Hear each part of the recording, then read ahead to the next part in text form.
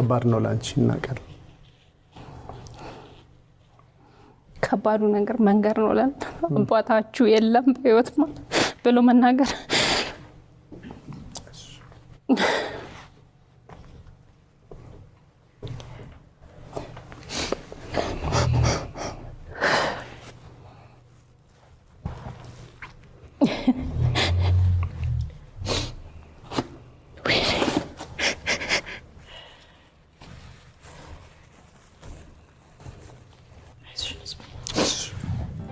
የነጻነት የቅርብ ቤተሰቦች የአርቲስቱን የቅርብ ጓደኛ በከፍተኛ ሁኔታ በመውቀስ ላይ ይገኛሉ። ቤተሰቦቹ ጓደኛውን በምን ምክንያት እንደወቀሱት በግልጽ ባይነገርም በህይወት በነበረበት የመጨረሻ ቀናት ካደረገው ድጋፍ ወይም ደግሞ ካሳየው አቋም ጋር ተያይዞ ቅሬታ እንዳላቸው ይነገራል። በአንጻሩ ግን የነጻነት ባለቤት ይህንን ክስ ሙሉ በሙሉ ውድቅ በማድረግ ጓደኛውን ደጋግማ ስታመሰግነው ተሰምቷል። ባለቤቱ በነበራቸው አስቸጋሪ ጊዜ ሁሉ ጓደኛው ከጎናቸው እንደነበረ ያደረገው ውለታ ሊረሳ አይገባም በማለት እንግዲህ ስትናገር ተሰምቷል ማለት ነው። ይህ በባለቤቱና በቤተሰቧ መካከል ያለውን የተቃረነ አቋም በደጋፊዎች ዘንድ በጣም አሁን ላይ ግራ እያጋባ ይገኛል። ሌላኛው አነጋጋሪ ሆኖ የቀጠለው ጉዳይ ደግሞ በቅርቡ ተሰርቶ የተመረቀው የነጻነት መታሰቢያ ሐውልት ነው። ሐውልቱ ከተመረቀ በኋላ በርካታ አድናቂዎችና የጥበብ አፍቃሪዎች ቅሬታቸውን አቅርበዋል። የቅሬታው ዋነኛ መንስኤ ሐውልቱ የአርቲስቱን እውነተኛ ገጽታ፣ ግርማ ሞገስና ማንነት አይገልጽም የሚል ነው። ብዙዎቹም ስራው ጥራቱን ያልጠበቀና የአርቲስቱን ክብር የማይመጥን ነው ሲሉ እየተናገሩ ይገኛሉ። ይህንም የደጋፊዎቹን ቅሬታ ተከትሎ የነጻነት ባለቤት ለጉዳዩ ምላሽ ሰጥታለች።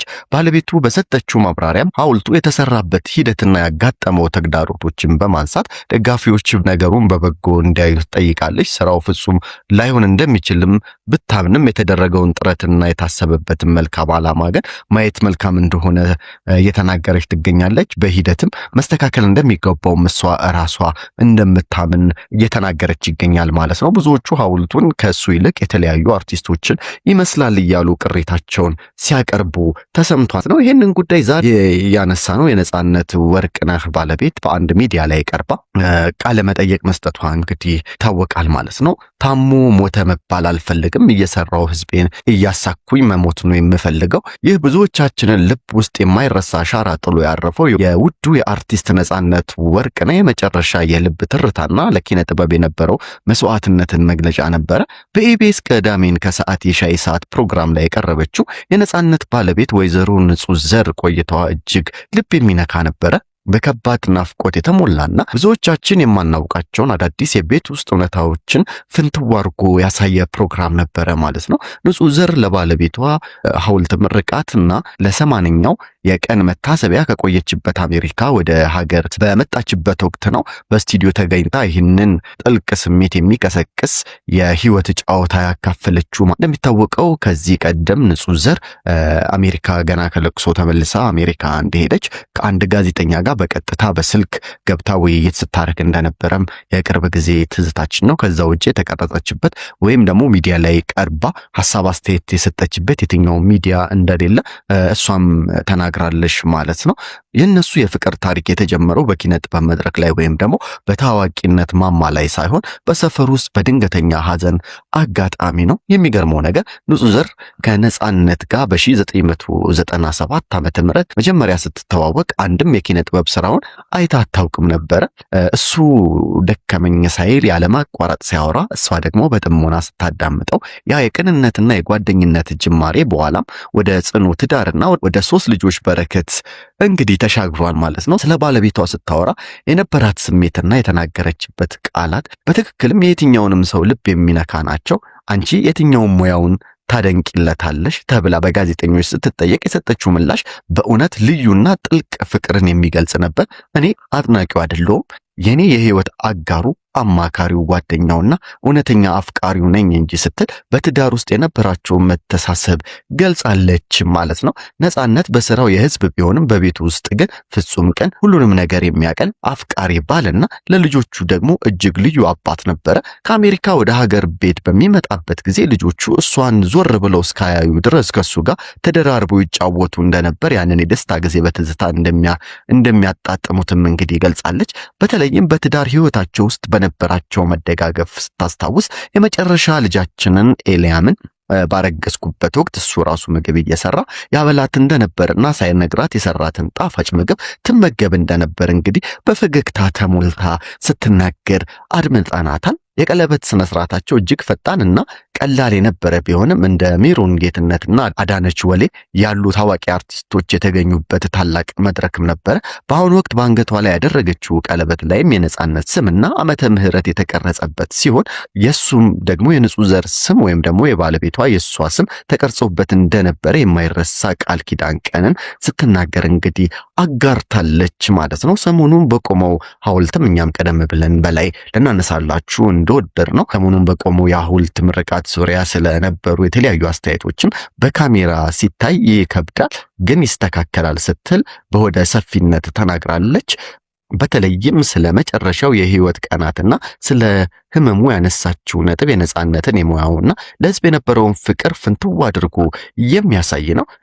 ንጹህ ዘር በህመሙ ወቅት ረፍት እንዲያደርግና ሕክምና እንዲከታተል ብትመክረውም እሱ ግን እኔ ታሞ ሞተ መባል አልፈልግም እየሰራ ሞተ ነው የምፈልገው ይላት እንደነበረም እንግዲህ ተናግራለች። እስከ መጨረሻው እስትንፋስ ድረስ ህዝቡን ለማስደሰት ሰውን ለማሳቅና ስራውን ለመስራት በቁርጠኝነት ሲንቀሳቀስ የነበረው ስትል በዚሁ መድረክ ላይ ስትናገር ሰምተናታል ማለት ነው። በሐዘኗ ወቅት ከጎኗ ለቆሙ ለጎፈንድሚው ላይም ድጋፍ ላደረጉ እንዲሁም በድምጽ መልእክት ጭምር ላጽናኗት ለመላው ዓለም ለሚገኙ ኢትዮጵያውያንና ኤርትራውያን እንግዲህ ከልብ ምስጋናዋን አቀርባለች። ለኢቢኤስ ቤተሰቦች፣ ለቅርብ ጓደኞቹ፣ ለኮሚቴውም የልብ ምስጋናዋን እንግዲህ ማቅረብ ችላለች ማለት። አሁን ላይ ትንሽዬ ልጃቸው ኤሊያም የአባቷን ፈለግ በመከተል በሙዚቃና በቲያትር ላይ ልዩ ተሰጥኦ እያሳየች መሆኑን እንግዲህ ለነገ ትልቅ ተስፋና መጽናናት እንደሚሰጥ እየተናገረች ትገኛለች ማለት ነው። እንግዲህ ለሷም ለቤተሰቧም ለነጻነት አድናቂዎች ወዳጆችም ለመላው ኢትዮጵያውያን መጽናናትን እንመኛለን ማለት ነው። እንደሚታወቀው የነጻነት ጉዳይ ዕለት በዕለት ጊዜ በጊዜ የብዙዎቻችን ብሶት የብዙዎቻችን የማዘን ምክንያት ነው። ከዛም በኋላ በቤተሰቡና በጓደኛው መካከል የተፈጠረው በቤተሰቡ በጓደኛው በባለቤቱ በኩል የተፈጠሩ አንዳንድ ጉዳዮች ብዙዎቻችን ላይ ሲያነጋግሩን ምንድነው ጉዳዩ ለምን እንደዚህ ሆነ ሲያስብለን የነበሩ ጉዳዮች እንደነበሩ እንግዲህ ይታወቃል። አብሶም ደግሞ ጎፈንድሚ መሰባሰብ ከተጀመረ በኋላ ጓደኛው ለሱ ጥቅም ነው እንጂ ለነጻነት ያን ያህል አስቦ ወይም ደግሞ ተጨንቆ አልነበረም። ምክንያቱም ነጻነት በታመመበት ወቅት ብቻውን በነበረበት ወቅት የት ነበር ጓደኛው ሲሉ የነጻነት እህት ስትናገር እንደነበረ እንግዲህ የምናውቀው ነው። በአንድ ሚዲያ ላይ ቀርባ እኛም ይሄን ጉዳይ ወደ እናንተ አቅርበን ነበረ።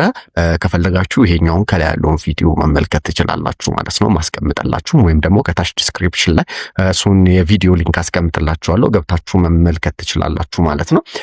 የነጻነት ጉዳይ አሁንም ብዙ እልባት ያላገኙ ምክንያቶች እየወጡ ይገኛሉ። ባለቤቱ የምታመሰገናቸው ቤተሰቦቹ ደግሞ የሚተቿቸው አካላት እስካሁንም ወጥተው ምላሽ አልሰጡም። ያኔ የነጻነት እህትና ወንድሞች ወደ ሚዲያ ቀርበው ይህን ጉዳይ አንስተው ሲናገሩ ጓደኛው ጾም ከተፈታ በኋላ ወይም ደግሞ በዓል ካለፈ በኋላ እኔም የሚሰማኝን ወጥቼ በሚዲያ እናገራለሁ ሲል ተሰምቶ ነበር። አሁን ግን ይሄው በጣም ረጅም ጊዜ ሆኗል። ወደ ሚዲያ ወጥቶ ያለውን ሐሳብ መግለጽ አልቻለም፣ መናገር አልቻለም ማለት ነው። ይሄ ጉዳይ ደግሞ ወዴት ሊያመራ ይችላል? ወደፊት እሱ ጋር ያለው እውነት ምንድነው? ቤተሰቦቹ ጋር ያለው እውነት ምንድነው? ሚስቱ ጋር ያለው እውነት ምንድነው? የሚለው ብዙዎቻችንን እያሳሰብን ይገኛል ማለት ነው። እኛም የምናገኘውን እያንዳንዱን መረጃ ቀጥታ ወደ እናንተ የምናደርስ ይሆናል። የኢትዮ ፕላስ ነው። ስላዳመጣችሁንና ስለተከታተላችሁን ከልብ እናመሰግናለን። ቸር ያሰማን ኢትዮጵያዬ።